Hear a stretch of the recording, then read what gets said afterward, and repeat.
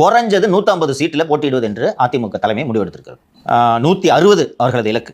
ஓகேவா? அதுக்கு போக மீதமுள்ளவற்றை தான் கூட்டணி கட்சிகளுக்கு பகிர்ந்தளிக்கிறது என்ற எண்ணத்தில் இருக்கிறார்கள். ஏன்னா ஏடிஎம்கே டிஎம்கே எங்கெல்லாம் டைரக்டா கண்டெஸ்ட் பண்றாங்களோ அங்கெல்லாம் ஸ்ட்ரைக் ரேட்ல ஏடிஎம்கே கூட வின் பண்ணிருக்கு. இது ட்ராக் ரெக்கார்டு. கூட்டணி கட்சி கொடுக்குற இடத்துல தோக்குறாங்க.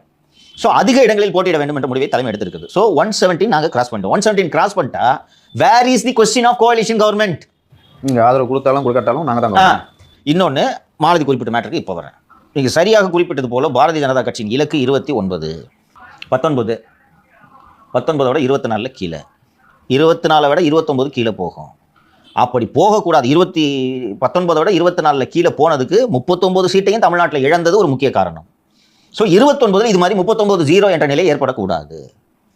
அதற்கு என்ன செய்ய வேண்டும்? அதற்கு அதிமுகவின் தயவு தேவை. இப்போதே அதிமுக கிட்ட கூட்டணி கட்சி துணை முதலமைச்சர் என்று பேசினால் 29 அவங்களை தக்க வைக்க முடியுமா? அவங்களும் என்ன கேட்குறாங்க? பழைய காங்கிரஸ் ஏடிஎம்கே டீல். அவங்களும் என்ன கேட்குறாங்க? மத்திய உங்களுக்கு, மாநிலம் எங்களுக்கு.